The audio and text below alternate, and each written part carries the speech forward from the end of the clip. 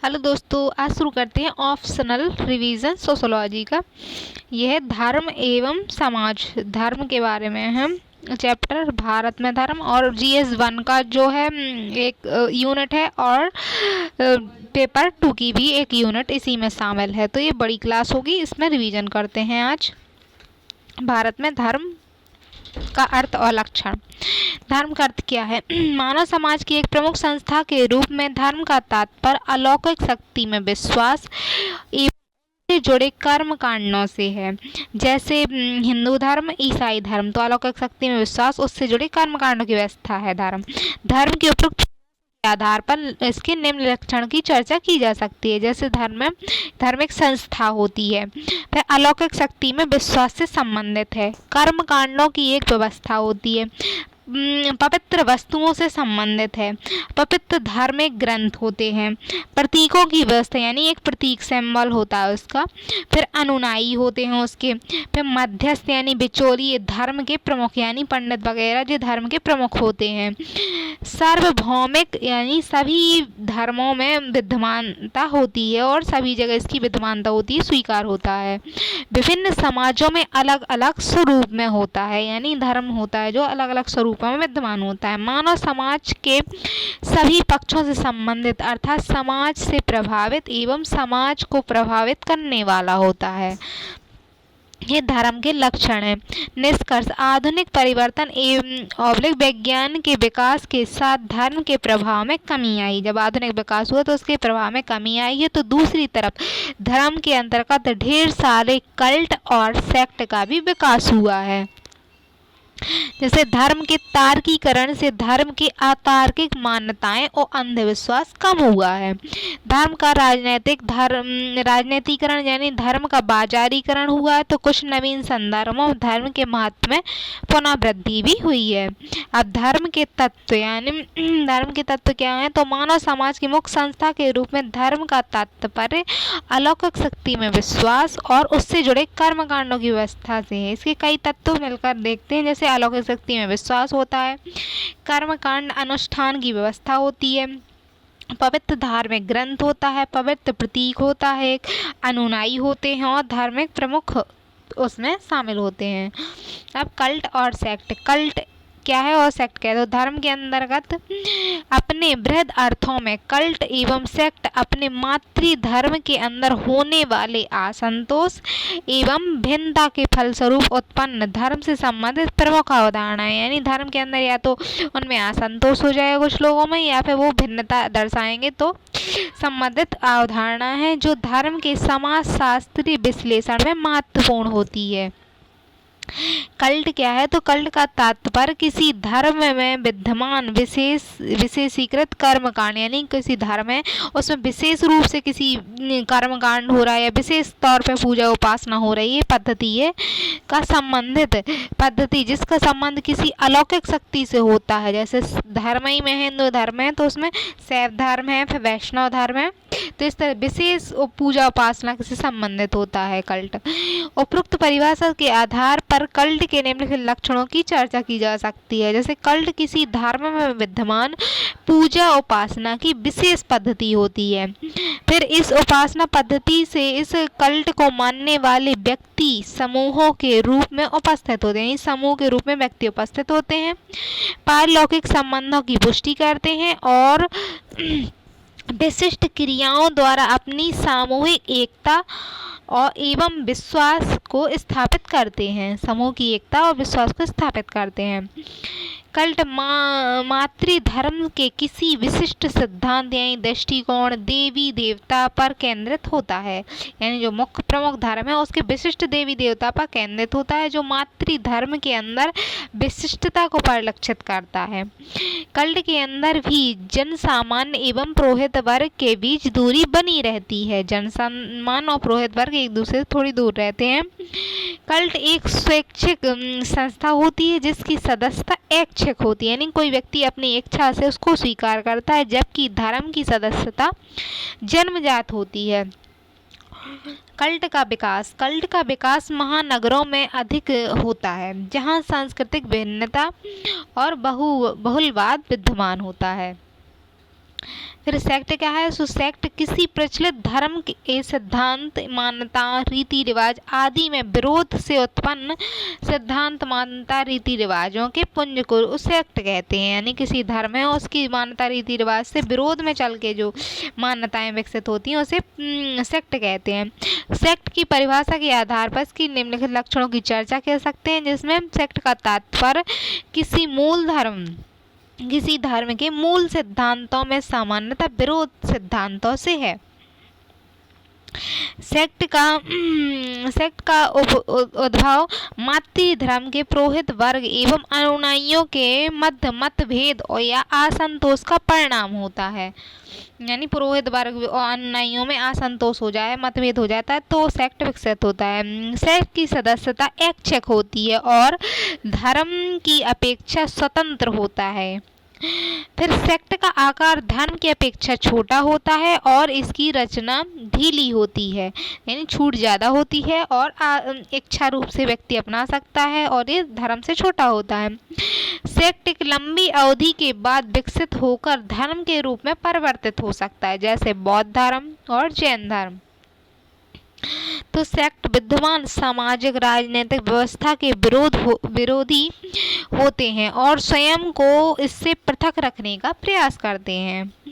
समीक्षा है कि स्पष्ट है कि कल्ट और सेक्ट धर्म से संबंधित एक प्रमुख अवधारणा है जो मातृ धर्म में मत भिन्नता और मत विरोध का परिणाम होती है। यानी कल्ट और सेक्ट क्या है? मत या तो भिन्न है या फिर विरोध है का परिणाम होती है। हाल ही के वर्षों में मुख्यतः आधुनिक बहुलक समाजों में कल्ट एवं सेक्ट की संख्या में तेजी से वृद्धि हुई है, जिसमें लोक कल्याणकारी राज्य के विकल्प के रूप में समकालीन उपभोक्तावादी समाज में उत्पन्न तनाव को कम करने के साधन के रूप में कार्य करने के साथ आधुनिकीकरण का विरोध, यानी जो क्या कर रहे हैं समकालीन समाज में उपभोक्तावादी तनाव जो उत्पन्न हो रहा है तो उसको कम कर रहे हैं, लेकिन साथ ही संप्रदायवाद, तनाव, संघर्ष, धार्मिक आतंकवाद ने वृद्धि करके मानव समाज को सकारात्मक और नकारात्मक दोनों रूपों से प्रभावित किया है। तो कल्ट और सेक्ट के लाभ और हानि दोनों हैं।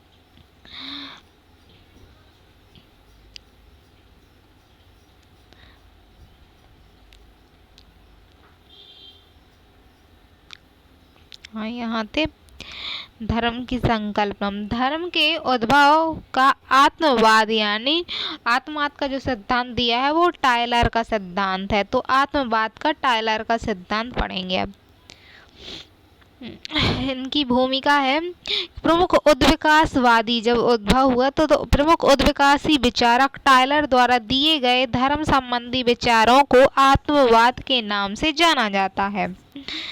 टायलर का सिद्धांत है आत्मवाद का। आत्मवाद का क्या अर्थ है? किसी जीवित व्यक्ति के भौतिक शरीर में सुपरनेचुरल तत्व की विद्यमानता में विश्वास को आत्मवाद की संज्ञा देते हैं। यानी कोई जीवित व्यक्ति है तो उसके अंदर जो है एक सुपरनेचुरल कोई तत्व या सुपर पावर जैसी कोई शक्ति विद्यमान है वो बताते हैं, तो उसको आत्मा बताया है।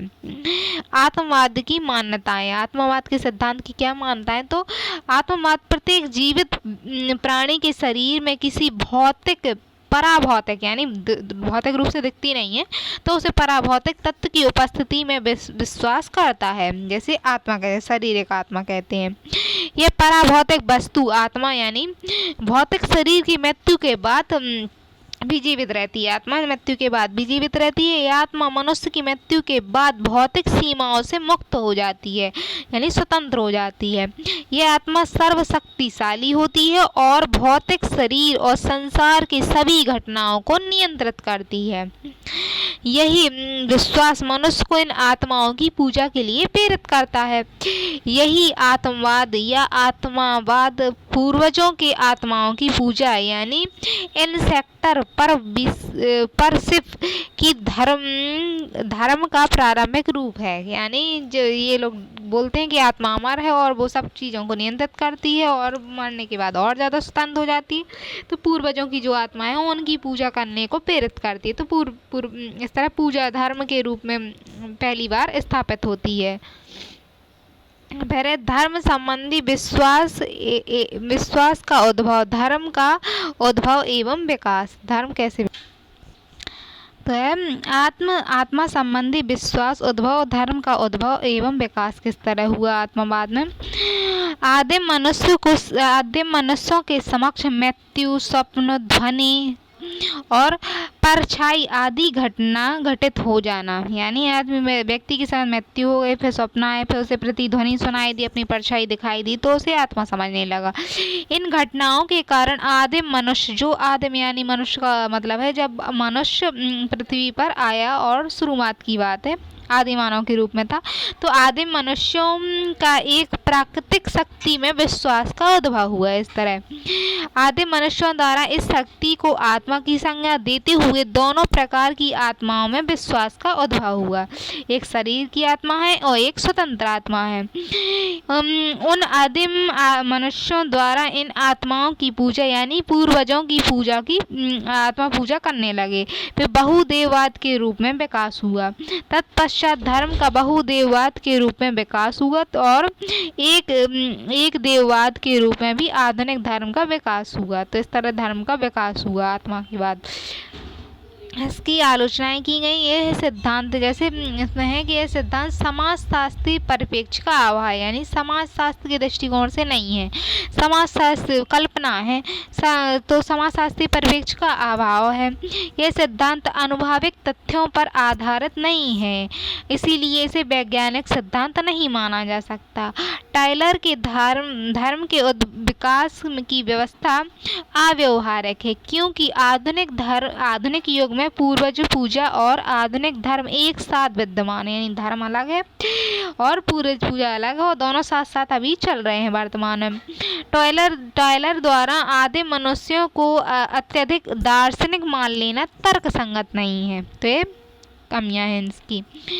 फिर इसका महत्व क्या है। निश्चित रूप से उपरोक्त कमियां जो बताई हैं, तो कमियां इस सिद्धांत में विद्यमान हैं। बावजूद इसके यह सिद्धांत आदिम समाज में धर्म के उद्भव की व्याख्या करने के लिए एक अंतर्दृष्टि प्रदान करने में सहायक है कि उस समय के लोग क्या सोचते होंगे, इस तरह से फिर भी महत्वपूर्ण है। इसलिए सिद्धांत की से प्रेरित होकर जीव आत्मवाद यानी हिर्टंग और मैटर बोल्गावाद यानी मजुमदार जैसे सिद्धांतों का विकास संभव हो सका, और उन्होंने और भी आगे इस पर अपने विचार दिए हैं।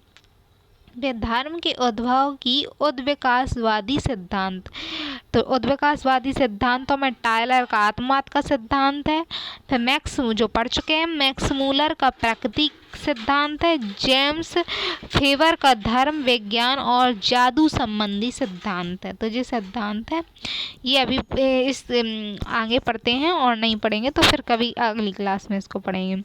धर्म का समाजशास्त्रीय सिद्धांत क्या कहता है। धर्म का समाजशास्त्री यदि धर्म के बारे में व्यवस्थित विश्लेषण का श्रेय उद्विकासवादी विद्वानों को दिया जाता है कि व्यवस्थित विश्लेषण उद्विकासवादियों ने ही किया है, तथापि उनके विचारों में धर्म का स्वतंत्र एवं मनोवैज्ञानिक विश्लेषण अधिक प्रबल है और धर्म के सामाजिक पक्षों का अभाव, लेकिन उसके सामाजिक आयाम जो है सामाजिक पक्षों का अभाव रहा है।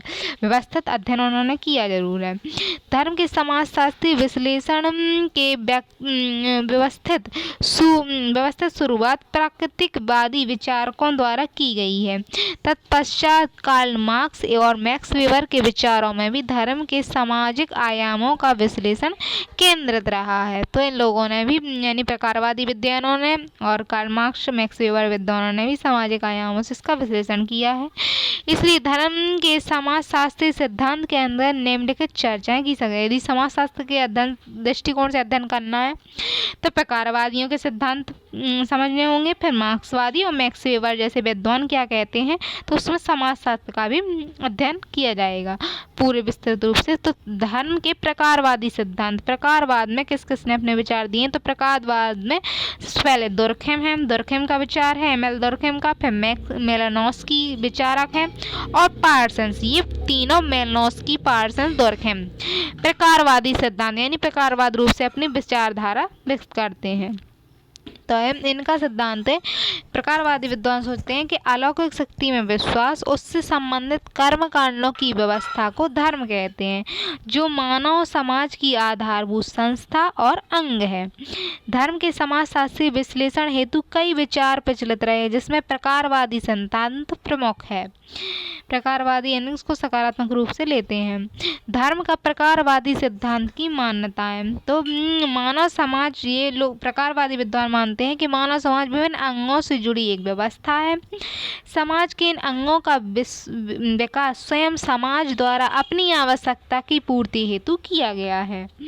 समाज के ये अंग अपने अपने प्रकारों द्वारा समाज की इन आवश्यकताओं को पूरा करते हैं और समाज को बनाए रखते हैं। इस तरह समाज के अंग के रूप में धर्म की उत्पत्ति भी समाज द्वारा ही की गई है, और धर्म समाज के अंग के रूप में कार्य करते हुए समाज को बनाए रखने के लिए एक निश्चित कार्य को संपादित कराता है। यही धर्म समाज को बनाए रखते हुए अपने आप को भी बनाए रखता है।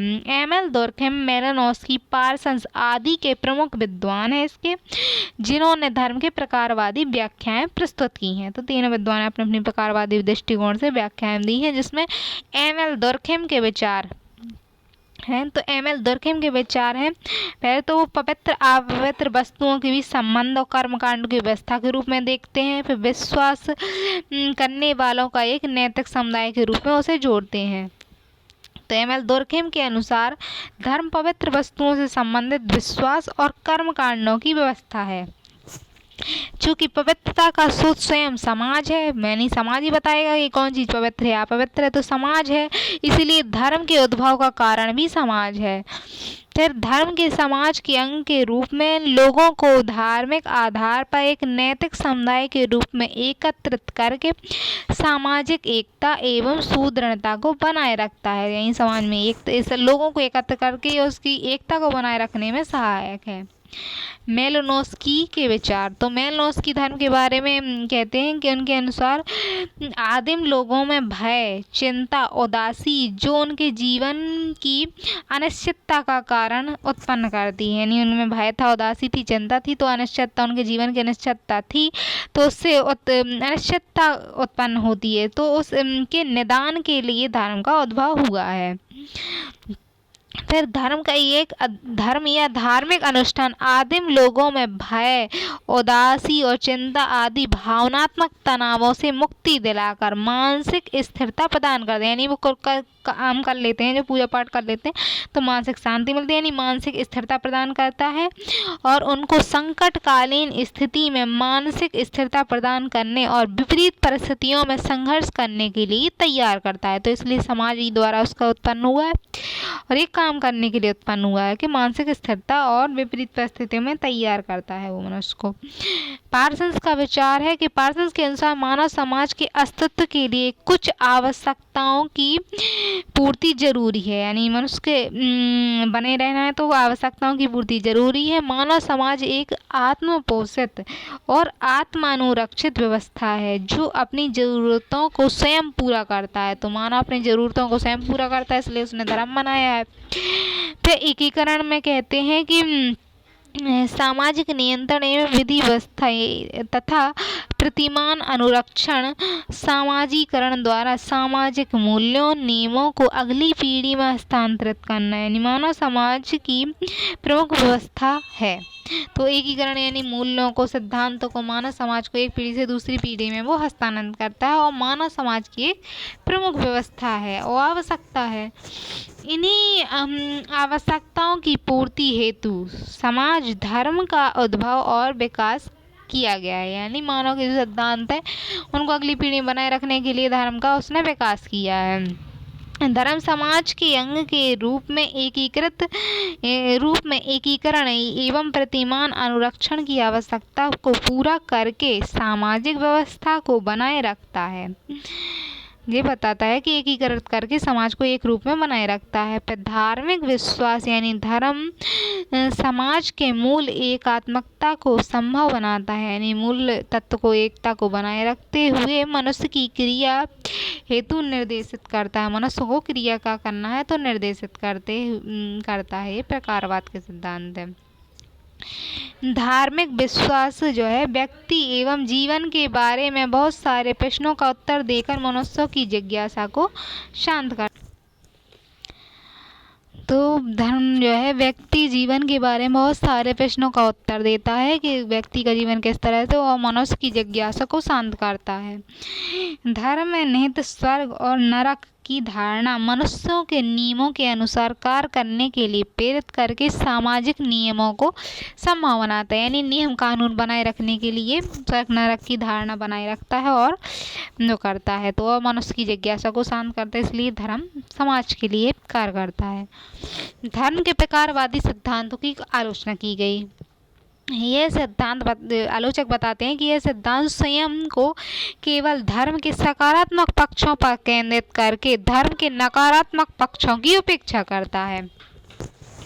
तो यह सिद्धांत धर्म के उद्भव के कारणों की व्याख्या में समाज पर बल देकर, यानी समाज को उद्भव का कारण बताता है तो समाज पर बल देकर धर्म के उद्भव में व्यक्ति की भूमिका और अन्य कारकों की उपेक्षा करता है। यानी व्यक्ति को बताता है कि व्यक्ति है, लेकिन अन्य कारकों व्यक्ति की भूमिका और अन्य कारकों की उपेक्षा करता है और समाज को ही बस बताता है। जैसे बौद्ध धर्म तो व्यक्ति का इसमें हाथ है और जैन धर्म में व्यक्ति का है, महावीर व बौद्ध इनकी भूमिका रही है तो इनकी व्यक्ति की तो उपेक्षा करता है, वो समाज को महत्व बताता है।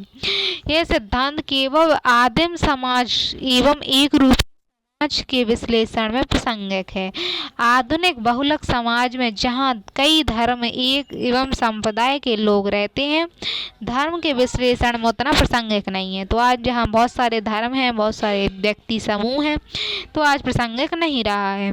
धर्म संबंधी उपरोक्त समाज में केवल यथास्थिति को बनाए रखने में धर्म की भूमिका को दर्शाता है कि ऐसा यथास्थिति किस तरह बनाए रखनी है और सामाजिक परिवर्तन में धर्म की भूमिका का विश्लेषण नहीं करता कि धर्म के कारण समाज किस तरह बदल रहा है, समाज के कारण धर्म कैसे बदल रहा है, तो इसकी विश्लेषण की व्याख्या नहीं करता है प्रकारवादियों का सिद्धांत। जबकि सामाजिक परिवर्तन में धर्म की भूमिका महत्वपूर्ण होती है। जैसे यूरोप के समाज में परिवर्तन लाने में प्रोटेस्ट धर्म की भूमिका थी और भारत में भी सामाजिक परिवर्तन में बौद्ध धर्म जैन धर्म की भूमिका रही है। तो धर्म के कारण समाज कैसे बदलेगा ये व्याख्या नहीं करते हैं।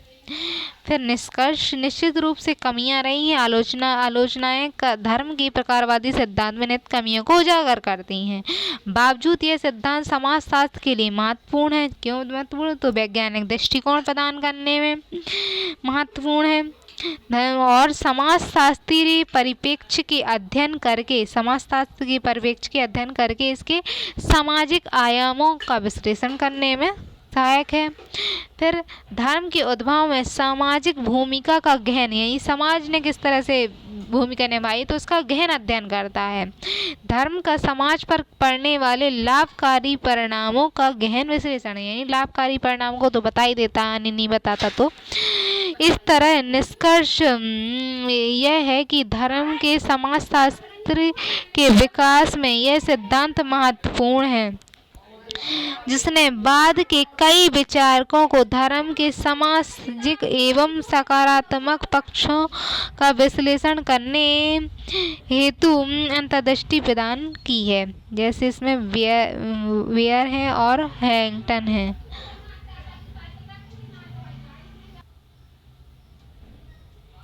अब धर्म के मार्क्सवादी सिद्धांत, यानी मार्क्सवाद क्या कहते हैं इस बारे में, तो हम धर्म के मार्क्सवादी सिद्धांत मार्क्सवादी और है की भूमिका की अलौकिक शक्ति में विश्वास, उससे जुड़े कर्म कांडों की व्यवस्था को धर्म कहते हैं। धर्म की परिभाषा ही है जो मानव समाज का आधारभूत संरचना और अंग है।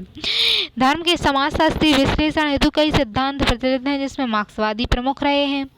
तो ये मार्क्सवादी भी प्रमुख रहे हैं। इनमें धर्म के प्रमुख मार्क्सवाद के अनुसार, यानी मार्क्स के अनुसार, कार्ल मार्क्स हैं जो, उनके अनुसार धर्म के बारे में उनके विचार हैं उद्भव का क्या कारण बताते हैं, तो मार्क्स के अनुसार आर्थिक व्यवस्था समाज का आधार होती है और सांस्कृतिक व्यवस्था जैसे शिक्षा, गीत, संगीत, साहित्य आदि समाज की अर्थव्यवस्था द्वारा निर्धारित होता है। तो पूंजीवादी दृष्टिकोण से ये करते हैं थोड़ा अध्ययन, तो बताते हैं कि धर्म समाज का आधार रहा है, धर्म ने अर्थव्यवस्था समाज का आधार रहा है और सांस्कृतिक व्यवस्थाएं जैसे शिक्षा, संगीत आदि ये सब अर्थव्यवस्था के अनुसार निर्धारित होते हैं। अर्थव्यवस्था में दो वर्गों की विद्यमानता है, स्वामी वर्ग और वंचित वर्ग, जिस कारण निजी संपत्ति का उद्भव हुआ। निजी संपत्ति आई, फिर स्वामी वर्ग द्वारा अपने स्वामित्व को बनाए रखने के लिए सांस्कृतिक संरचना, धर्म का विकास और धर्म की प्रक्रिया का निर्धारण किया है। तो यानी समाज ने ही, स्वामी वर्ग ने अपने स्वामित्व को बनाए रखने के लिए धर्म का उद्भव किया है।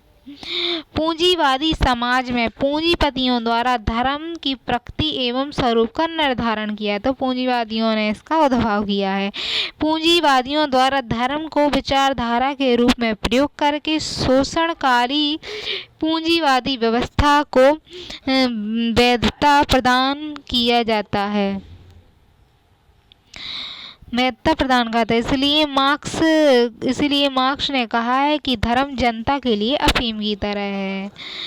तो इसलिए उन्होंने शोषणकारी पूंजीवादी व्यवस्था को वैधता प्रदान की है पूंजीवादियों द्वारा। इसलिए उन्होंने, मार्क्स ने कहा है कि धर्म अफीम की तरह है। तो धर्म के नकारात्मक परिणाम है कि धर्म मृत्यु के बाद जीवन का वादा करके व्यक्ति को इस जीवन में तकलीफ, पीड़ा सहने हेतु प्रेरित करता है। धर्म उत्पीड़न द्वारा पैदा की गई गरीबी, दुखों का गुणगान करते हुए व्यक्ति को विनम्रता से सहने के लिए प्रेरित करता है। धर्म व्यक्ति की स्थिति को ईश्वर की इच्छा का परिणाम बताकर उसे अन्याय सहने के लिए भी प्रेरित करता है।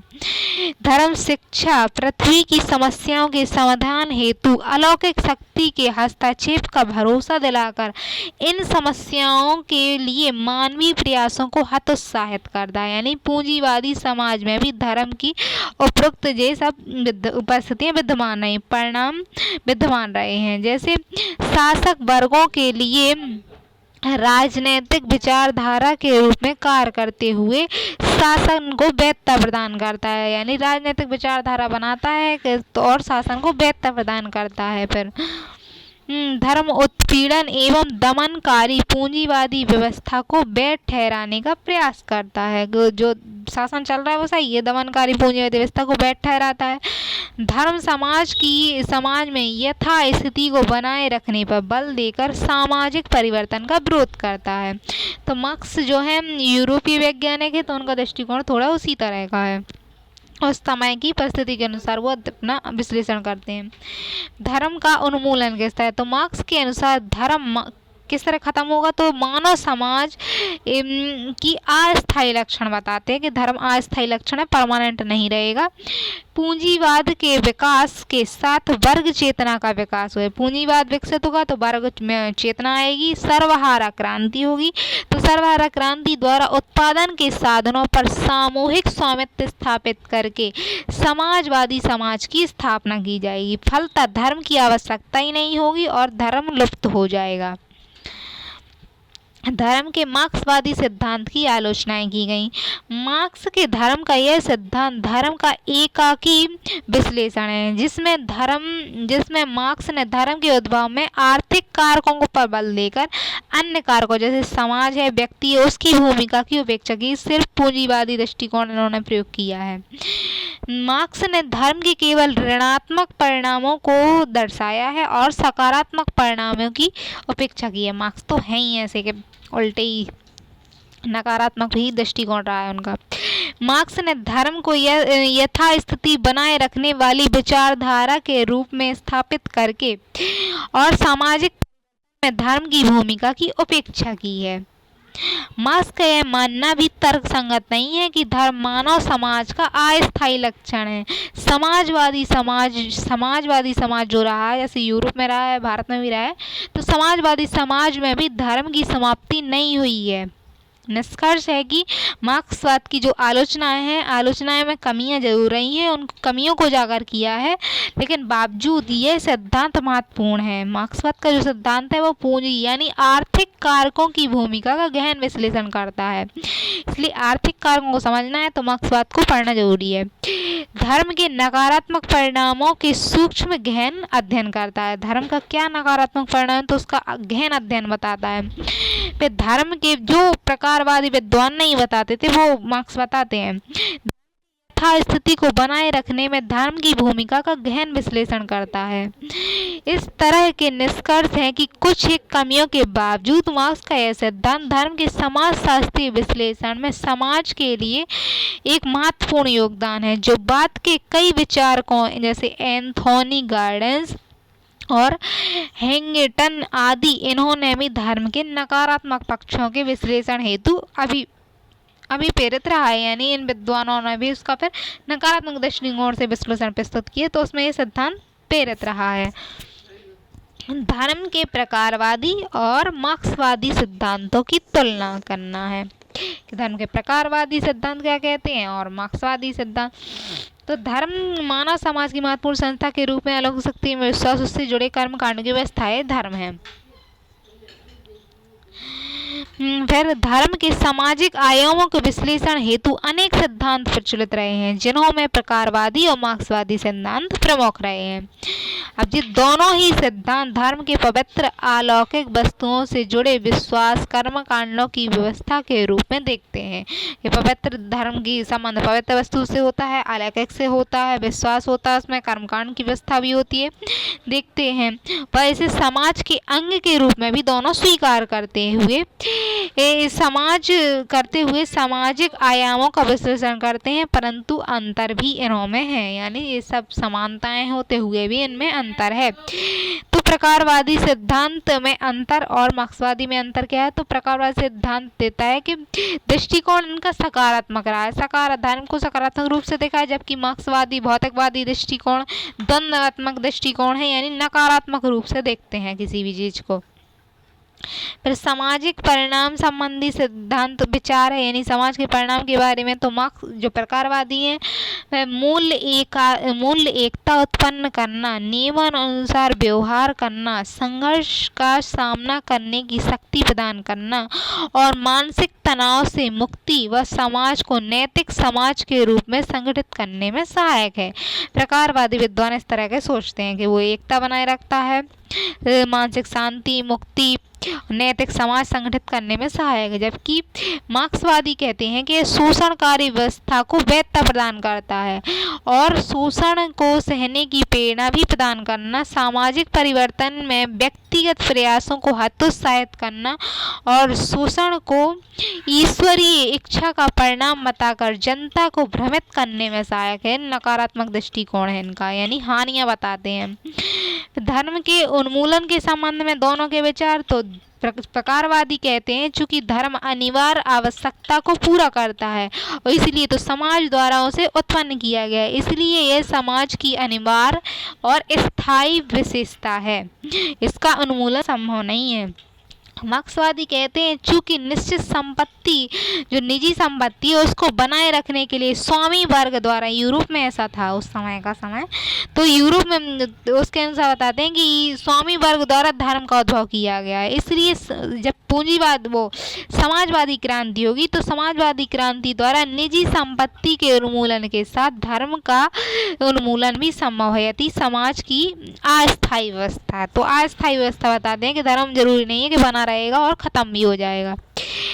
तो निष्कर्ष दोनों सिद्धांत एक पक्षी हैं, एक एक पक्ष के बारे में बात करते हैं और अकेले धर्म को समग्रता में समझ पाने में असक्षम है। दोनों में कमियां हैं कि अकेले धर्म को पूरी तरीका से नहीं समझा सकते हैं, यदि दोनों सिद्धांत अलग अलग पक्षों का गहन और सूक्ष्म विश्लेषण करते हैं। लेकिन तो निष्कर्ष दोनों है कि दोनों सिद्धांतों को समन्वित करके यदि कोई अध्ययन करता है तो धर्म का घटना चक्र और व्यापक समझ संभव हो सकती है। धर्म के प्रकार एवं दुष्प्रकार, धर्म के सामाजिक परिणाम क्या है, यही प्रकारवाद और उसके धर्म के दुष्परिणाम क्या है और या फिर सामाजिक परिणाम क्या है? तो मानव समाज की मुख्य संस्था के रूप में धर्म अलग अलग शक्ति में विश्वास से जुड़े कर्म कांडों की व्यवस्था है। चूंकि धर्म एक सामाजिक संस्था है, इसलिए मानव समाज को सकारात्मक और नकारात्मक दोनों रूपों से प्रभावित करता है। तो इस समाज के लिए कि हाँ, दोनों तरह से अगर अध्ययन करेंगे तो पता चलता है कि सकारात्मक रूप से भी प्रभावित करता है और नकारात्मक रूप से भी प्रभावित करता है। तो पहले तो धर्म के लाभ क्या हैं? तो लाभ यही है कि सामाजिक नियमों मूल्यों के स्रोत के रूप में, यानी नियम मूल्य के स्रोत के रूप में कार्य करता है और मूल्य एकता और सामाजिक एकता में सहायक है, यानी समाज को एकता में बनाए रखता है। तो स्वर्ग या ईश्वरीय दंड की धारणा में विश्वास करता है, अतः नियमों में विश्वास को बढ़ावा देता है कि नियमों के अनुसार काम करना चाहिए। तो इसकी धारणा सही है कि स्वर्ग नरक और ईश्वरीय दंड की धारणा में विश्वास कराता है। फलतः नियमों में विश्वास और सामाजिक नियंत्रण में सहायक है, समाज को नियंत्रित करता है। विश्वास की एक व्यवस्था के रूप में कार्य करते हुए समाज में नैतिक विकास में सहायक है। तो समाज के नैतिक विकास में सहायक है। सामूहिकता पर बल देकर लोक कल्याणकारी कार्यों को प्रोत्साहन एवं सर्वोच्च लक्ष्य निर्धारित करके व्यक्ति के कार्यों एवं जीवन के महत्व को करके व्यक्ति को सांसारिक निराशा से बचाने में सहायक है। जो व्यक्ति के सर्वोच्च लक्ष्य को बताता है कि सर्वोच्च लक्ष्य व्यक्ति का क्या है, तो संसार की जो निराशा से है उसको बाहर निकालता है। व्यक्ति का स्वास्थ्य और मनोरंजन करके उसके भावनात्मक सुरक्षा प्रदान करने में सहायक है। तो भावना रूप से सहायता करता है। व्यक्ति के जीवन में अनिश्चितता, प्रकृति की विपत्तियां एवं विभिन्न समस्याओं से उत्पन्न तनाव, भय को ईश्वरीय इच्छा का परिणाम बताकर उसके समाधान में ईश्वर को महत्व स्थापित करके व्यक्ति के तनाव, भय को मुक्त करना तथा संघर्ष से लड़ने की शक्ति प्रदान करता है। फिर समकालीन समाज में लोक कल्याणकारी कार्यों का संपादन लोगों में सामुदायिक भावना का विकास और राष्ट्र निर्माण में सहायता आदि के रूप में समाज के लिए उपयोगी है, यानी लोक कल्याणकारी करने के लिए लोगों को प्रेरित करता है, इसलिए समाज के लिए उपयोगी है। अब धर्म के जो है नकारात्मक परिणाम यानी दुष्प्रकार या अनुपयोगी है। किस तरह से धर्म के लिए हानिकारक है समाज के लिए? तो पारंपरिक मान्यताओं एवं रूढ़ियों पर बल देकर नवाचार और आधुनिकीकरण के बाधक है, यानी नवाचार और आधुनिकीकरण में बाधा उत्पन्न करता है। तो अलौकिक जगत पर बल तथा लौकिक जगत की उपेक्षा फलता आर्थिक विकास में बाधक है। तो लौकिक जगत की उपेक्षा करता है, अलौकिक जो जगत देखा ही नहीं है उसके बारे में विश्वास करता है और विकास नहीं होने देता। फिर कर्म एवं पूर्व जन्म की धारणा, कर्म और पूर्व जन्म की धारणा द्वारा व्यक्ति की स्थिति को ईश्वर की इच्छा का परिणाम बताकर उसे शोषण अन्याय सहने के लिए प्रेरित करता है कि जैसी स्थिति है ईश्वर की इच्छा है, तो ये सब बातें करके व्यक्ति को उस स्थिति में पड़े रहने देता है। जगत की समस्याओं के समाधान में पारलौकिक हस्तक्षेप का भरोसा कि कोई परमात्मा अवतार लेकर आएंगे तो इस तरह से हस्तक्षेप करने के इन समस्याओं का समाधान में मानवीय प्रयासों को उत्साहित करता है कि मानव खुद कर सकता है लेकिन मानव को नहीं करने देगा। वो कहेगा कि ईश्वर आएंगे अवतार लेके तो वो समस्या समाधान करेंगे। परंपरागत पितृसत्तात्मकता और लिंग असमानता, जाति असमानता आदि का पोषण करता है और समता मूलक समाज के निर्माण में प्रक्रिया बाधित करता है। समाज को समता मूलक नहीं बनाएगा, पितृसत्तात्मकता रहेगी, लिंग असमानता, जाति असमानता बनाए रखी जाएगी। नहीं तो धर्म तो सबके लिए समान होना चाहिए। आधुनिक बहुलक समाज में सांप्रदायिकता और धार्मिक रूढ़िवाद, आतंकवाद आदि के रूप में समाज के लिए दुष्प्रकारकारी है। तो संप्रदायवाद के लिए, धर्म में रूढ़िवाद के लिए, आतंकवाद को प्रेरित करने के लिए ये समाज के लिए हानिकारक है। निश्चित रूप से धर्म ने मानव के सकारात्मक और नकारात्मक दोनों रूपों से प्रभावित किया है, परंतु इसके सकारात्मक प्रभाव और नकारात्मक प्रभावों की तुलना में अधिक है। यानी सकारात्मक प्रभाव फिर भी अधिक है और इसीलिए इसके नकारात्मक प्रभावों का मुख्यतः दुरुपयोग, नकारात्मक प्रभाव इसलिए है क्योंकि इसका दुरुपयोग हुआ है, संक्रमणकालीन अवस्था के परिणाम रहे हैं और जिसको प्रयास पूर्वक कम किया जा रहा है। नकारात्मक परिणामों को यदि कम किया जा सकता है तो फिर धर्म सही है। यही धर्म को मानव समाज हेतु अधिक उपयोगी बनाया जा सकता है, यही नकारात्मक परिणामों को कम किया जा सकता है और उपयोगी बनाया जा सकता है। तो यही निष्कर्ष इसका। फिर है प्रमुख विचारधाराएं। तो बहुत सारे विद्वान रहे, इनकी अपनी अपनी विचारधाराएं रही हैं, जैसे हस्तक्षेप की नीति एडम स्मिथ जो है उनकी रही है विचारधारा। अर्थशास्त्री हैं एडम स्मिथ, अर्थशास्त्र के तो इनकी हस्तक्षेप नीति रहे, यानी व्यक्ति को अधिकतम स्वतंत्रता देने के पक्षधर हैं। आर्थिक क्षेत्र में राज्य की न्यूनतम हस्तक्षेप पर बल देते हैं कि राज्य का अर्थव्यवस्था में न्यूनतम हस्तक्षेप हो। फिर पूंजीवादीवाद कहते हैं कि उत्पादन के साधनों पर निजी स्वामित्व, निजी लाभ की कामना, प्रतिस्पर्धा, स्वतंत्र बाजार प्रणाली का महत्व है। फिर समाजवाद कहते हैं कि उत्पादन के साधन वितरण में राज्य के स्वामित्व पर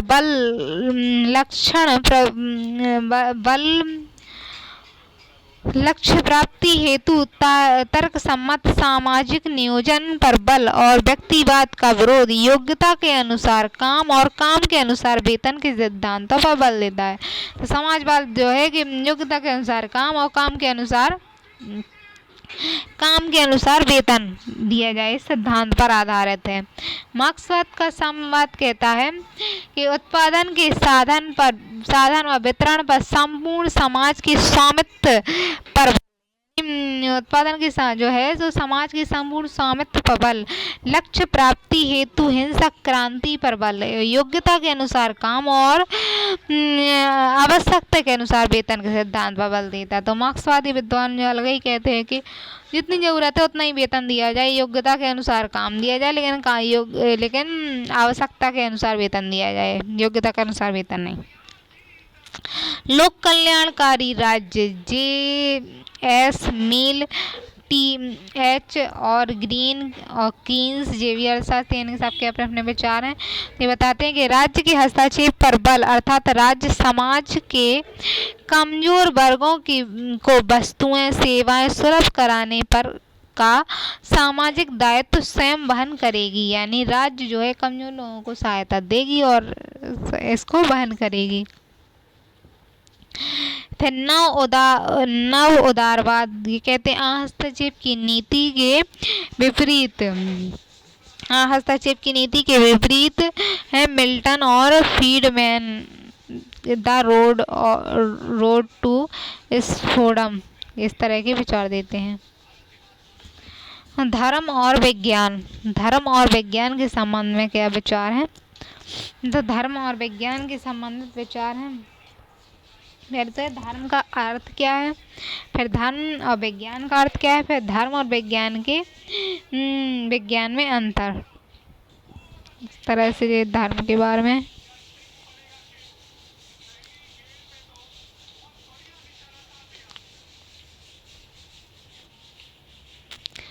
तो धर्म क्या है? तो धर्म अलौकिक शक्ति में विश्वास, उससे जुड़े कर्म कांडों की व्यवस्था को धर्म कहते हैं।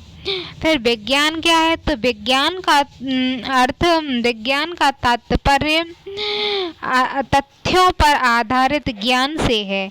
इसको वैज्ञानिक पद्धति द्वारा तर्क संगत व्यवस्थित तरीके से अध्ययन या संकलित किया जा सकता है। तो विज्ञान तथ्यों के आधार पर अध्ययन करने की पद्धति है और तर्क संगत व्यवस्थित अध्ययन किया जाता है, तो विज्ञान है।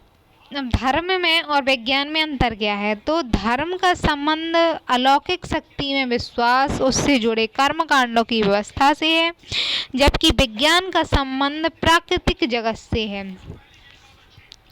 धर्म का संबंध पवित्रता से है जिसका आधार आस्था विश्वास है, जबकि विज्ञान का संबंध लौकिकता से है, यानी इसी लोक का आधार तर्क और विवेक पूर्ण करता है। तो धर्म जो है पवित्रता आस्था विश्वास पर विश्वास जो दिखाई नहीं देता, जबकि विज्ञान तो अलौकिक शक्ति में विश्वास नहीं करता, वो लौकिकता यानी वास्तव में संसार में जो उसके तर्क संगत विवेक पूर्ण अध्ययन करता है।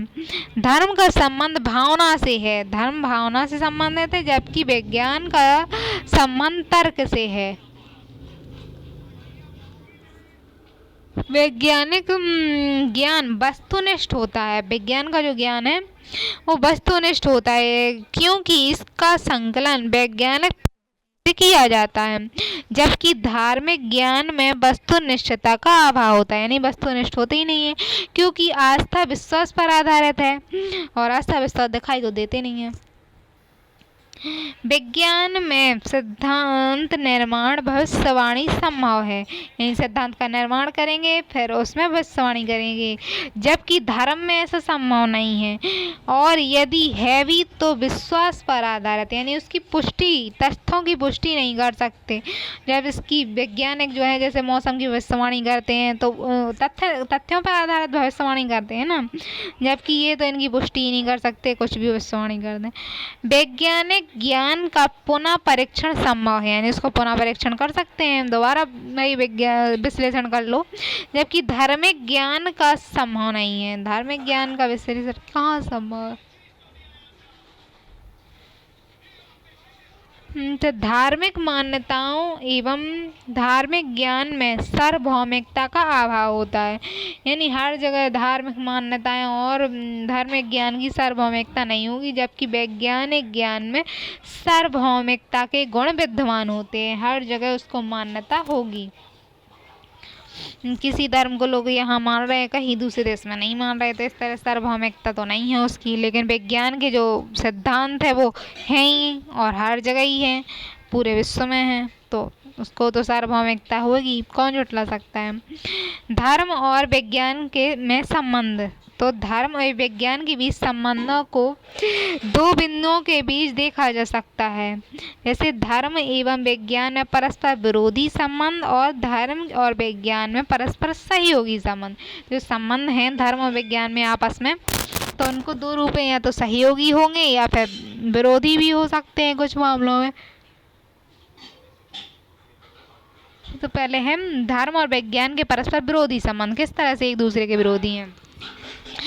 धर्म और विज्ञान में विद्यमान अंतर परस्पर विरोधी है, क्योंकि धर्म विज्ञान में विरोध एक स्वाभाविक प्रक्रिया रही है जिसको दो बिंदुओं के अंदर देख सकते हैं।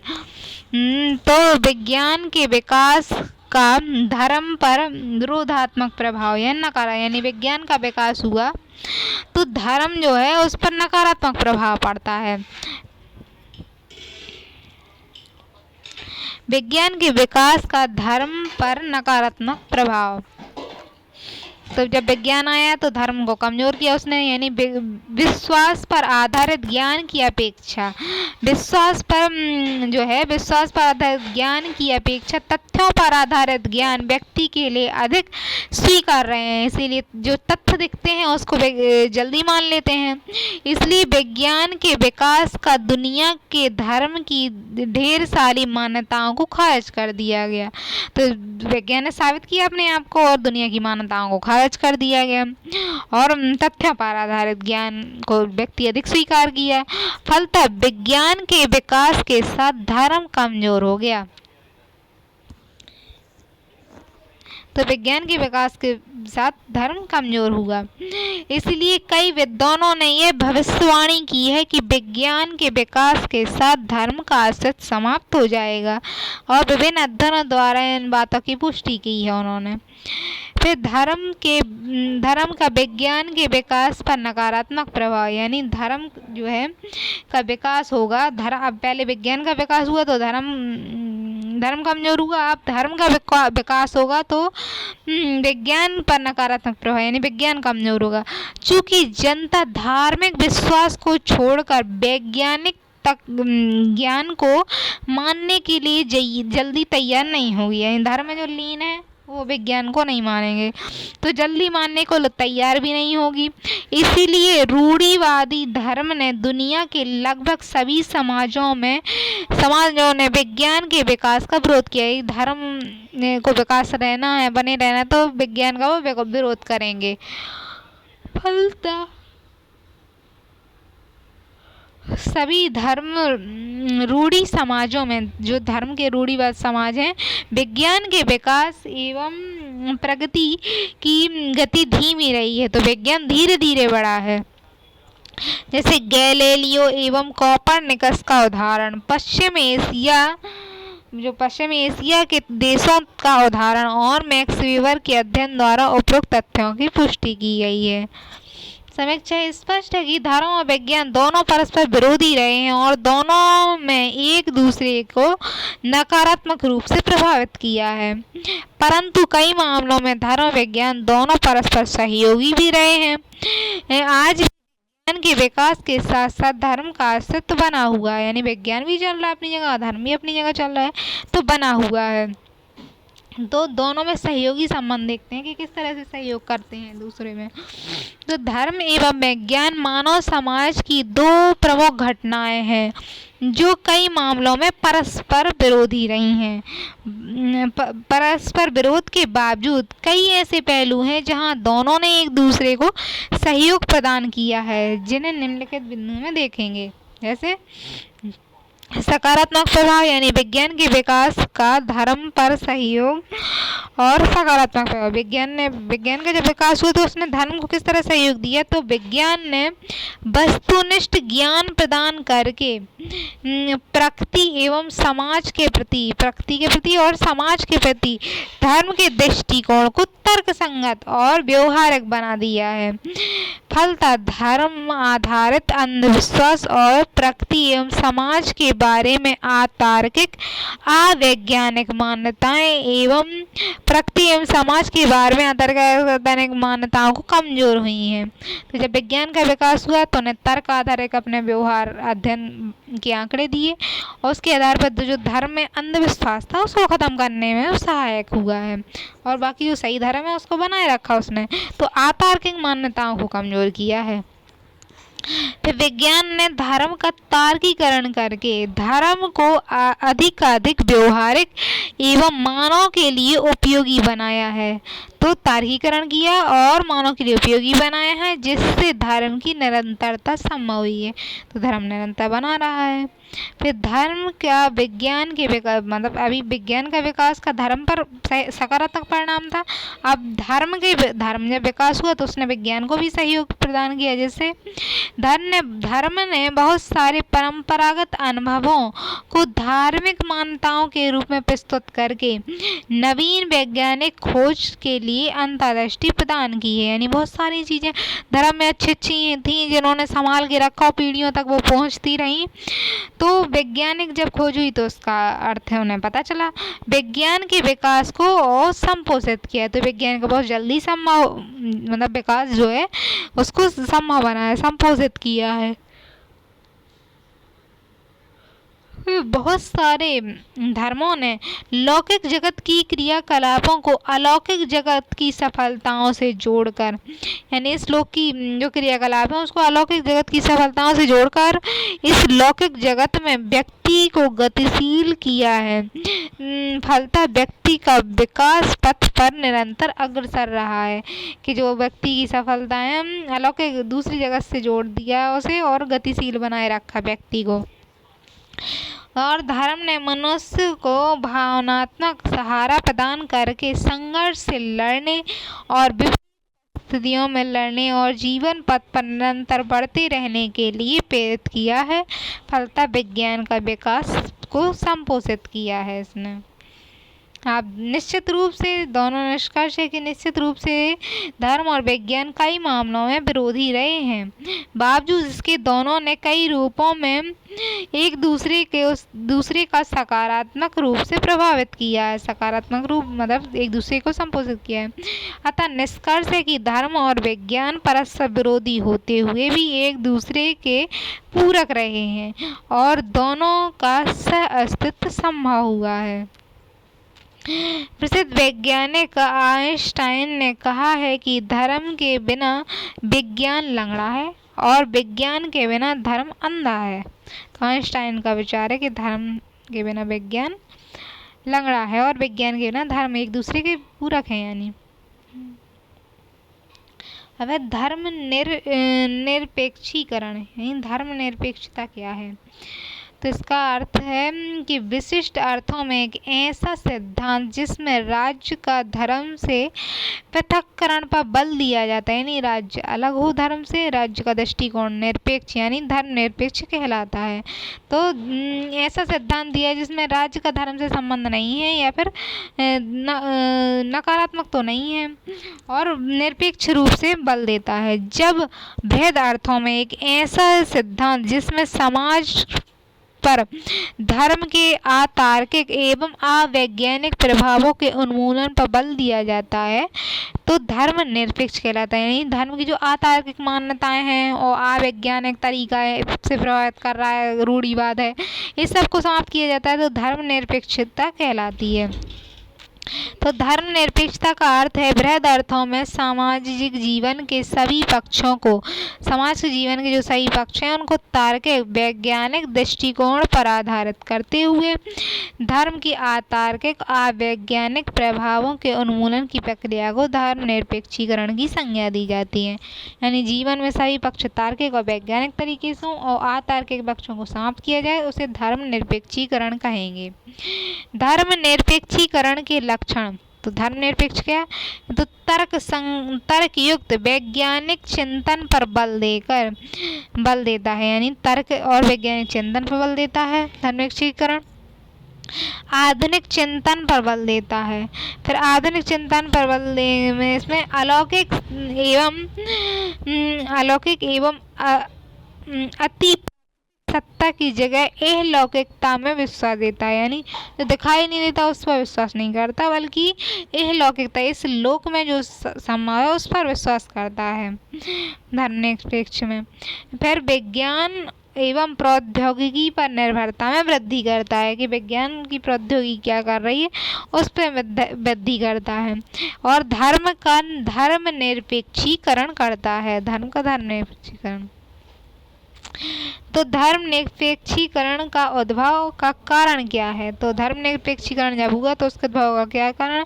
तो मध्यकाल के परंपरागत समाज का स्वरूप था। धर्मनिरपेक्षीकरण में मध्यकाल में परंपरागत समाज का स्वरूप जिसमें धर्म की प्रधानता, तो इसके कारण क्या था कि मध्यकाल का जो समाज है उसमें धर्म की प्रधानता थी।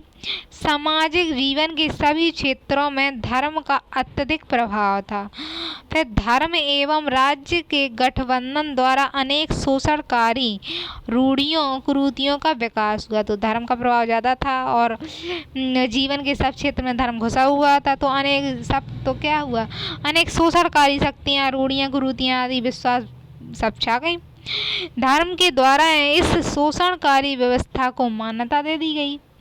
इन शोषणकारी व्यवस्था को समाप्त करने हेतु, अब शोषणकारी व्यवस्था चल रही है तो उसको समाप्त करना है तो सामाजिक जीवन के सभी क्षेत्रों से धर्म के जो अतार्किक अवैज्ञानिक प्रभावों के उन्मूलन की प्रक्रिया में धर्मनिरपेक्षीकरण का उद्भव हुआ है। यानी उसकी जो गलत चीज़ें हैं उसको हटाने के लिए धर्मनिरपेक्षीकरण का उद्भव हुआ और आया है। इसलिए कई कारण उत्तरदायी रहे हैं, धर्मनिरपेक्षीकरण के लिए कई कारण उत्तरदायी रहे हैं, जिसमें से धर्मनिरपेक्षीकरण के कारणों में पुनर्जागरण आंदोलन, यानी धर्मनिरपेक्षीकरण हुआ तो उसके कारण उद्भव के क्या कारण है? तो पुनर्जागरण आंदोलन चला, जैसे तर्कसंगत ज्ञान के महत्व में वृद्धि करना और छापाखानों के आविष्कार द्वारा तर्क संगत विचारों का प्रसार, यानी अखबार के जो प्रिंटेड आविष्कार थे उसके कारण तर्क संगत विचारों का प्रचार प्रसार हुआ, तर्क संगत ज्ञान के महत्व में वृद्धि हुई, इसलिए धर्मनिरपेक्षीकरण संभव हो सका। फिर विज्ञान की क्रांति हुई, यानी विश्व एवं प्राकृतिक जगत के बारे में, विश्व के बारे में और प्रकृति के बारे में तर्क संग जो क्वेश्चन नहीं मिल रहे थे, धर्म दे रहा था अपने अनुसार, उसके क्या हुआ, वैज्ञानिक तरीके से खोजा गया, तर्क संगत, पद्धतिबद्ध और प्रयोग सिद्धित ज्ञान के महत्व में वृद्धि हुई। तो तर्क संगत ज्ञान आया। तो विश्व में संबंधित पारलौकिक व्याख्या एवं विचारों की चुनौती दी। तो इसने पारलौकिक जो व्यवस्था है उसके विचारों को चुनौती दी, कहाँ परलोक है, कहाँ है, तो इसके बारे में उन्होंने चुनौती दी। तो इस तरह धर्म निरपेक्षीकरण का उद्भव हुआ। ईसाई धर्म के अंतर्गत सुधार आंदोलन।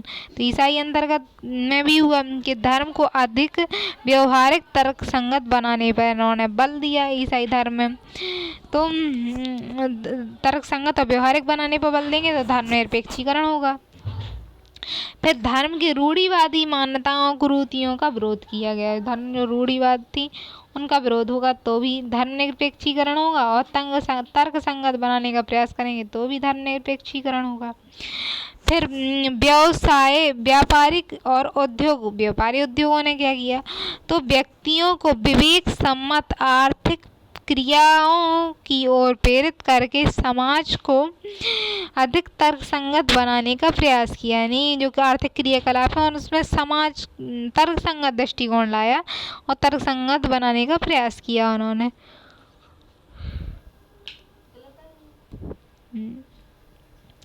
तर्कसंगत बनाने का प्रयास किया। फिर है समाजवादी विचारक व्यापार संघ जैसे संगठनों का विकास, यानी समाजवादी विचारधारा आई और व्यापार संघ जैसे संगठन का विकास हुआ, जिसे वालियन वेल्सन्स परंपरागत धार्मिक व्यवस्था को चुनौती और समस्याओं के व्यवहारिक समाधान पर बल दिया। यानी परंपरागत व्यवस्था थी उसको चुनौती दी गई और समस्याओं के समाधान के लिए व्यवहारिक समाधान पर बल दिया गया।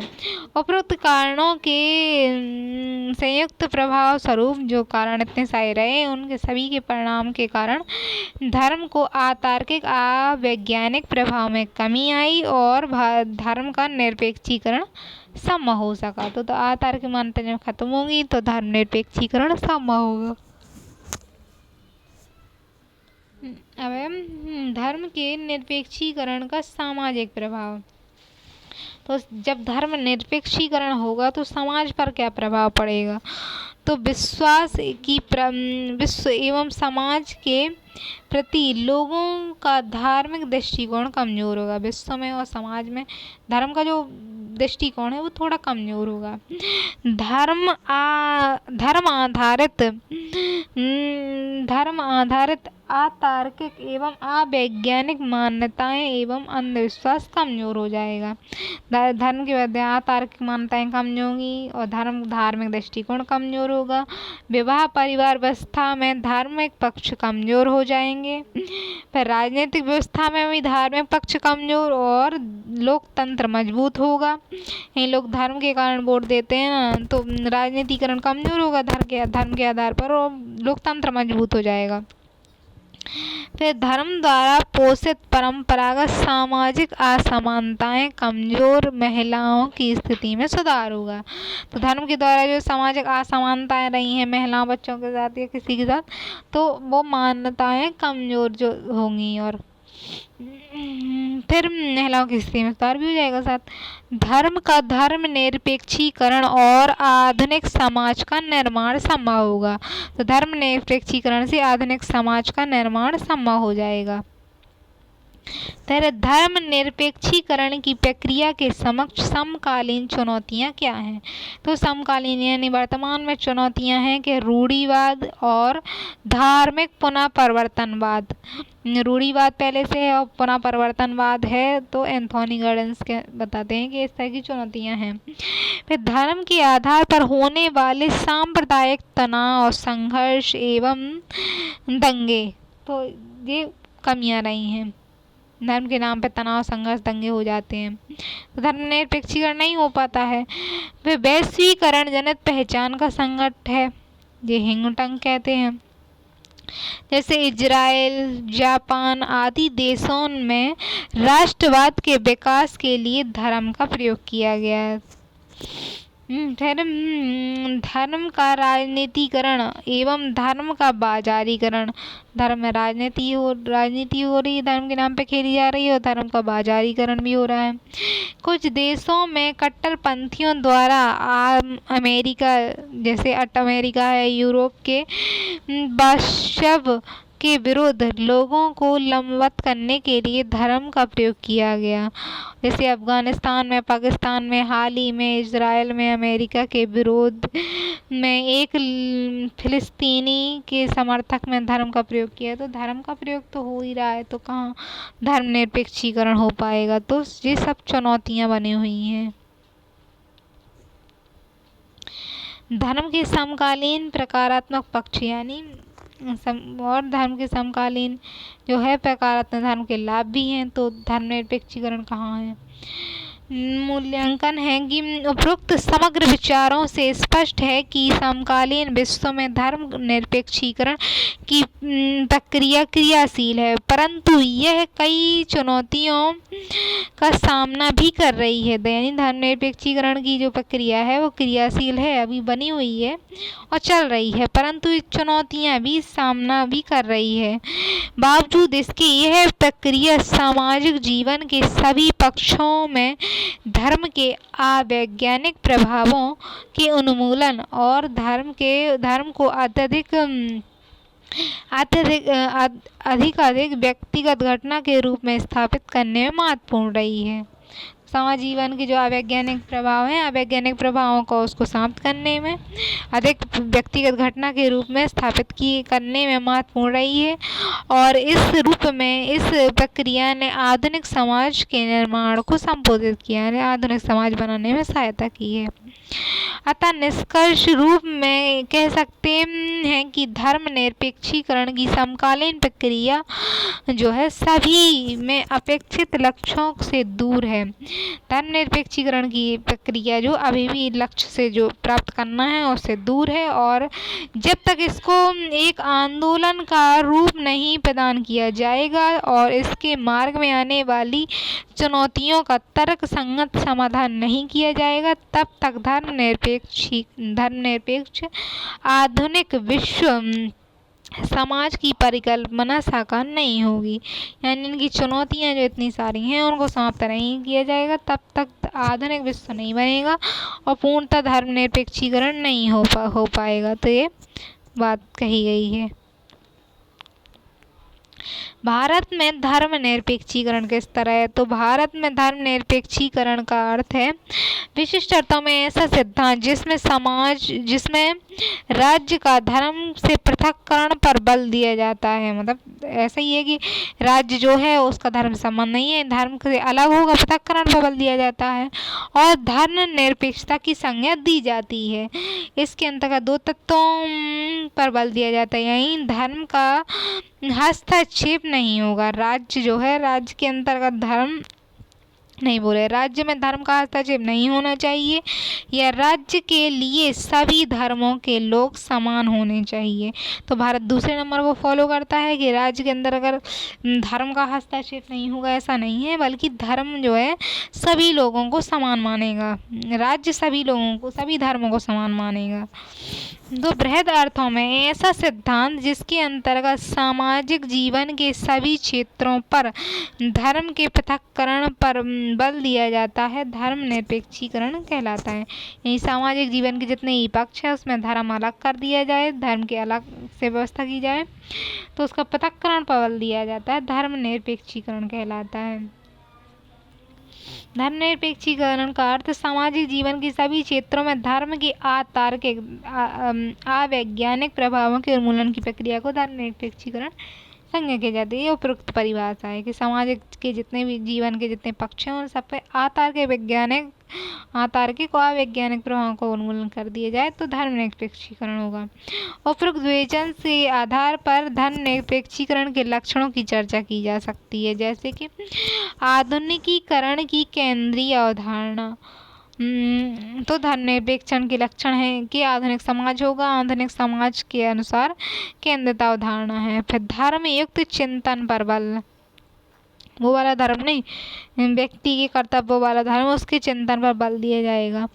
फिर अलौकिक एवं अधिक प्राकृतिक सत्ता की अधिक स्वीकृति तथा इहलौकिकता में विश्वास, यानी अलौकिकता की जो है उसकी अधिक स्वीकृति और इहलौकिकता में विश्वास। उस अलौकिकता में विश्वास नहीं करेंगे ज़्यादा, इस लोक में जो है उस पर विश्वास। और विज्ञान एवं प्रौद्योगिकी पर निर्भरता में वृद्धि हो, तो धर्मनिरपेक्षीकरण है। और धर्म का निरपेक्षीकरण हो।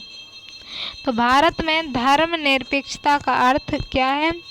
भारत में धर्मनिरपेक्षता का अर्थ भारत में धर्मनिरपेक्षता को यूरोप के अर्थ में भिन्न और विशिष्ट रूप में अपनाया गया है। भारत में जो धर्म है उसको यूरोप से अलग विशिष्ट अर्थ में अपनाया गया है, जहाँ विभिन्न धर्म के लोग स्वतंत्रता, समानता, सहिष्णुता के साथ बिना एक दूसरे के धार्मिक विश्वास मान्यताओं को बाधा उत्पन्न किए एक राज्य का निर्माण करें जिसका अपना कोई धर्म नहीं हो, जिसके लिए सभी धर्म समान हो।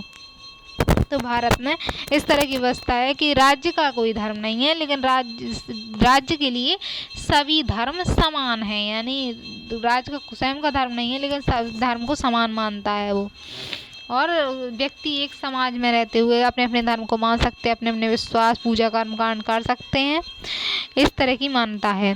आज़ादी के बाद इसी विशिष्ट अर्थ में भारतीय संविधान में भारत को एक धर्मनिरपेक्ष राज्य घोषित किया है और इसी सिद्धांत के अनुसार भारत धर्मनिरपेक्ष घोषित किया गया है, जिसके तहत भारत राज्य किसी विशिष्ट धर्म से संबंधित नहीं, कोई एक धर्म स्पेशल भारत के लिए नहीं है और राज्य और धर्म में पृथकता विद्यमान है, राज्य और धर्म अलग अलग होंगे। भारत में धर्मनिरपेक्षता की प्रकृति पर दो स्वरूपों पर विचार किया जा सकता है, सैद्धांतिक स्वरूप और व्यवहारिक स्वरूप। तो भारत में धर्मनिरपेक्षता का सैद्धांतिक स्वरूप कहता है भारतीय संविधान की प्रस्तावना 1976 में 42वें संविधान संशोधन द्वारा 1976 में जो 42वां संविधान संशोधन हुआ उसमें भारत के लिए धर्मनिरपेक्ष राज्य घोषित किया गया। उसमें जो धर्मनिरपेक्ष राज्य की घोषणा की गई है, जहां भारत का कोई धर्म नहीं है। संविधान के समक्ष सभी धर्म समान है। राज्य बिना किसी भेदभाव के नागरिकों को समान अधिकार, अवसर, समानता उपलब्ध कराएगा, जैसे 14 और 18 में है।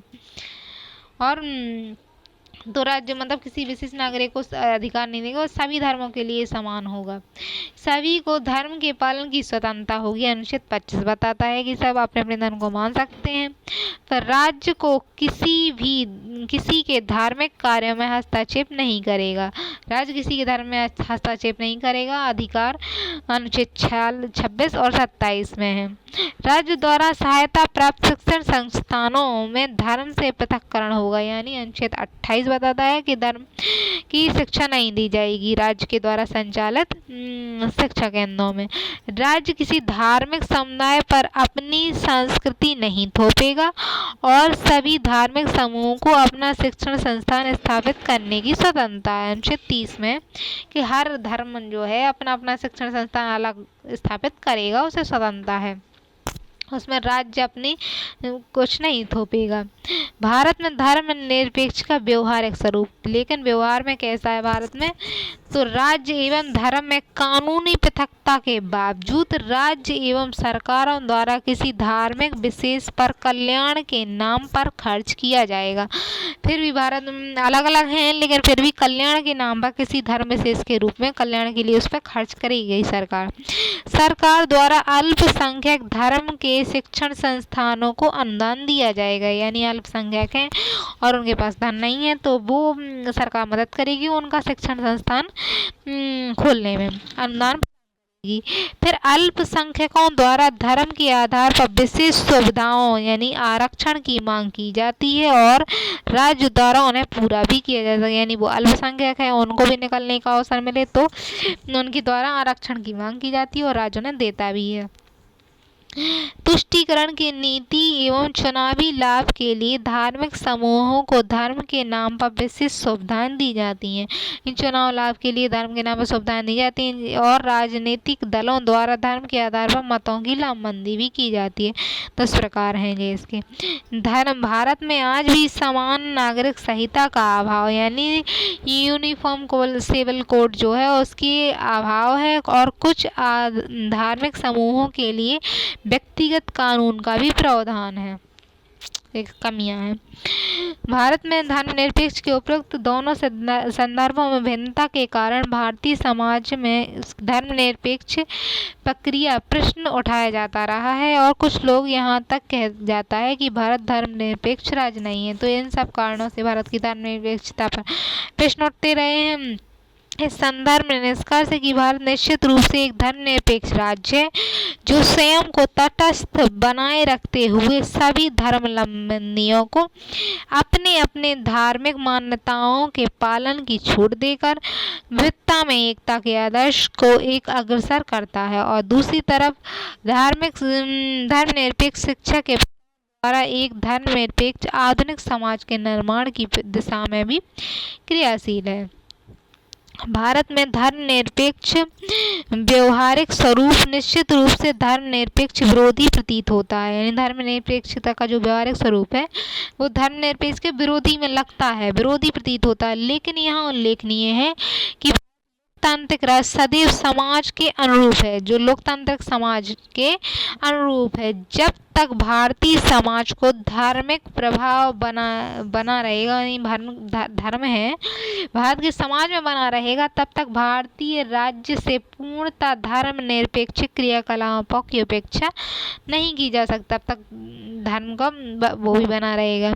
इसलिए भारतीय राज्य की गतिविधियां कई संदर्भों में धर्मनिरपेक्षता विरोधी प्रतीत होती हैं, जो धर्मनिरपेक्ष भारतीय समाज के निर्माण के साथ स्वतंत्रतापूर्ण धर्मनिरपेक्ष हो जाएंगी। और भारतीय जब धर्मनिरपेक्ष पूर्णतः धर्मनिरपेक्ष हो जाएगा तो भारत धर्मनिरपेक्षता भी स्वतंत्रतापूर्ण धर्मनिरपेक्ष हो जाएगी। है पश्चिमी धर्मनिरपेक्षता का भारतीय संदर्भ में अंतर, यानी पश्चिम में किस तरह का है। यह है भारत में धर्मनिरपेक्ष का प्रभाव। ये चैप्टर तो अभी लंबा चल रहा है, तो पश्चिमी धर्मनिरपेक्ष एवं भारतीय समाज में अंतर पढ़ेंगे अगली क्लास में। तब तक के लिए थैंक यू।